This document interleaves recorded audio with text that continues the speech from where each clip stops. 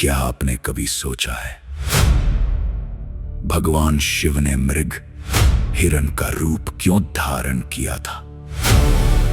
देवताओं ने उस दिव्य मृग का पीछा क्यों किया और कैसे धरती से प्रकट हुआ स्वयंभू पशुपतिनाथ शिवलिंग?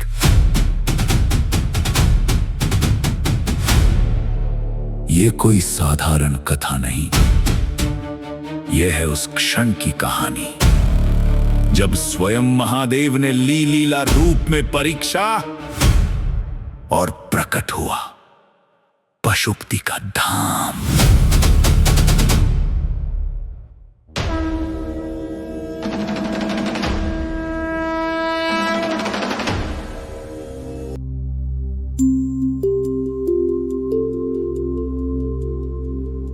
प्रभु, आप स्वयं भगवान शिव के परम भक्त हैं। कृपा करके मुझे महादेव के पाशुपतिनाथ रूप की दिव्य कथा सुनाइए। हनुमान, ये कथा केवल एक घटना नहीं, बल्कि महादेव की करुणा, लीला और वैराग्य का अद्भुत रहस्य है। ध्यान से सुनो।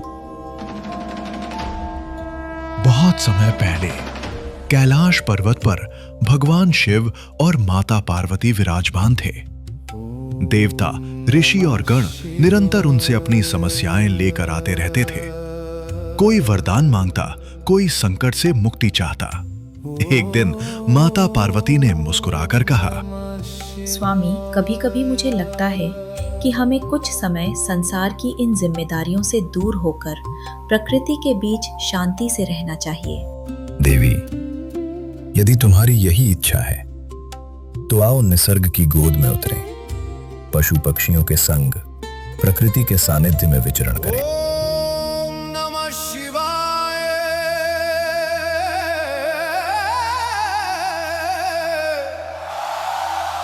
ओम नमः शिवाय।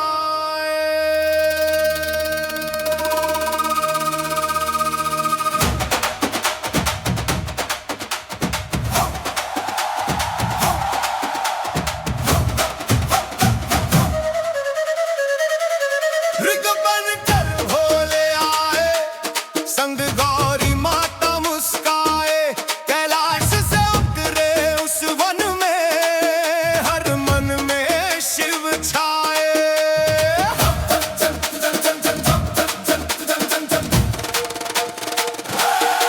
बाबमती के तट पावन वन, जहाँ गूंजे ओम हर एक कन, पशु पक्षी संग भोले रमन, शिवमय हो जाए हर मन। हर हर महादेव, वन में गूंजे देव। हर हर महादेव, वन में गूंजे देव।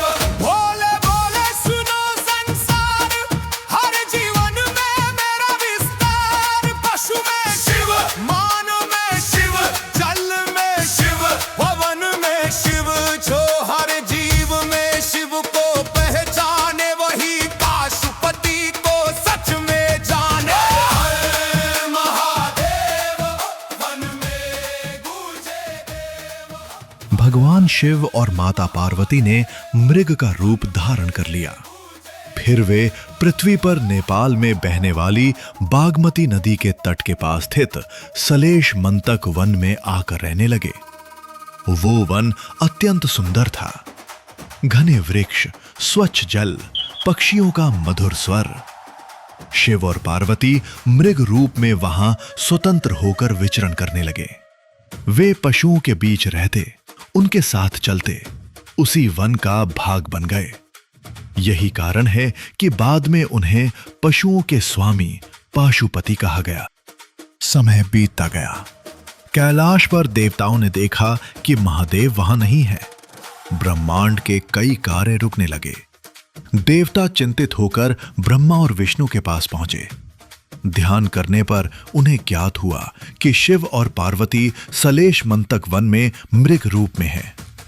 सभी देवता तुरंत उस वन की ओर चल पड़े। जब देवताओं ने उस वन में एक अद्भुत तेजस्वी मृग को देखा तो वे समझ गए कि वही महादेव है। देवता धीरे धीरे उस मृग के पास पहुंचे, परंतु जैसे ही उन्होंने निकट आने का प्रयास किया, वो मृग बिजली की गति से दौड़ पड़ा। वन में एक दिव्य पीछा शुरू हो गया।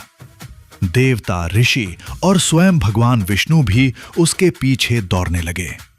पूरा सलेशमंतक वन उस लीला का साक्षी बन गया। अचानक एक क्षण आया जब भगवान विष्णु ने आगे बढ़कर उस मृग के सींग को पकड़ लिया।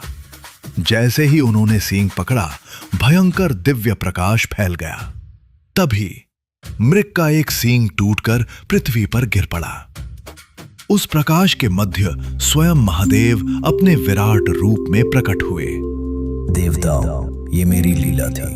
मनुष्य इस सृष्टि के सत्य को भूल गया है। वो प्रकृति से अपना संबंध खो चुका है। जिस धरती, जल और वन से उसका जीवन चलता है, उसी निसर्ग का वो विनाश कर रहा है। इसलिए आज से मैं इस पवित्र वन में पाशुपतिनाथ के रूप में निवास करूंगा। मैं सभी पशुओं, पक्षियों और प्राणियों का स्वामी बनकर यहाँ रहूंगा।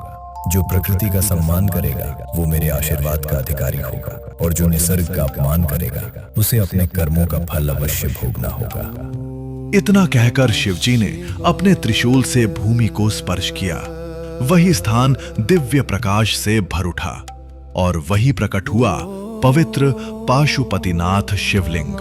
हनुमान, जो इस सृष्टि के हर जीव में ईश्वर का अंश देखता है, जो पशु, पक्षी, वन और जल से प्रेम करता है, वही वास्तव में पाशुपतिनाथ की सच्ची भक्ति करता है। प्रभु, उस शिवलिंग के 4 मुख क्यों हैं? ये 4 मुख मिलकर बताते हैं कि भगवान शिव ही सृष्टि के रचयिता, पालनकर्ता और संहार करता है, और वे हर दिशा में मौजूद हैं। चारों दिशाओं के स्वामी।